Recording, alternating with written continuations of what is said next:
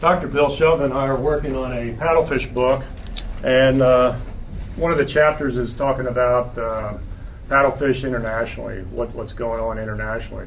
So this is kind of based on a survey that I did about a year ago, and hopefully in another year, right, Bill, we might have this book out.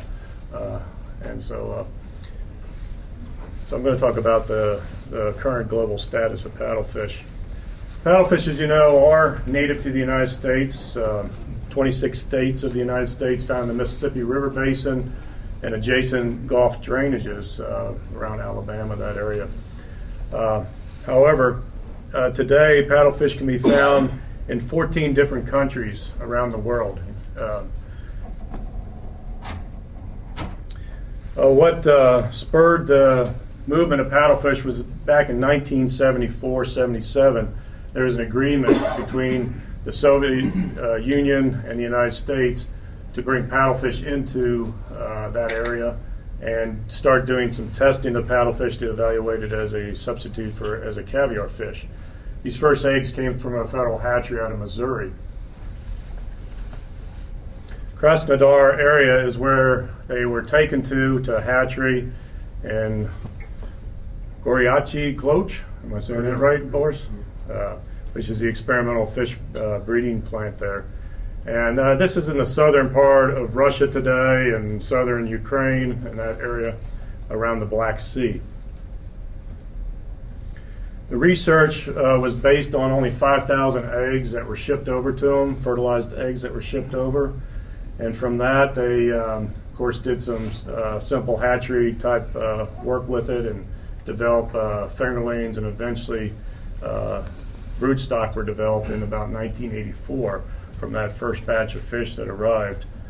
And they were able to reproduce those fish in 84, 86, and today they have the third generation of broodstock reported as of 2003. The way that they were producing these fish is through pond polyculture with carp, and it was mainly for fingerling production and meat production in these polyculture ponds. Also, there was some attempts on doing reservoir ranching for the caviar and the meat. In 1974 also, in that same area where the Soviet Union was, attached to that is, of course, Ukraine. So they also were involved with this research. However, the fish that they received in 1974 died 9 years later. So they weren't able to reintroduce until about 1989 from Russia, and from that they were able to start their first propagation back in 2001.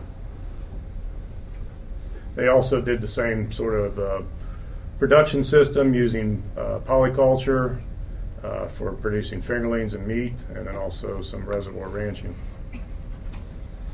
In Ukraine, it is gone very well. I don't know the exact amount, but I was told it was 3 or 4 tons back in about 2005 when I was visiting. Today, I understand there's about 30 to 40 tons of paddlefish being produced as far as meat. When I was there at the marketplace, the paddlefish meat was selling on fillets on ice about $20 a kilogram. It was similar to the sturgeon, slightly less than sturgeon meat, but very similar. And because the taste is so similar and people are used and desire sturgeon, the paddlefish has gone very well without much marketing effort. And the paddlefish meat is about 5 times higher than their staple fish products such as the carp. Some other countries in Eastern Europe include Moldavia and Romania. They also were involved in about that same time period. However, they really weren't willing to provide me much information. There are a couple hatcheries there. I know they are doing some breeding, but I put in several requests trying to get some information and was unable to get that information. Some of the Eastern Europe countries such as Hungary, Czech Republic, Poland, Bulgaria, also Germany and France also receive paddlefish, primarily because they're in the European Union. They are not allowed to commercialize this fish at this point, so they're just continuing to do some research and development type of work. It wasn't until the late 80s that China received paddlefish, and their source of eggs also was from a private, well, it was from Missouri, but from a private source in Missouri. The area that they were taken to is in the breadbasket of China in the Hubei province area, in the vicinity of Wuhan, a large city there in China, just outside of that area.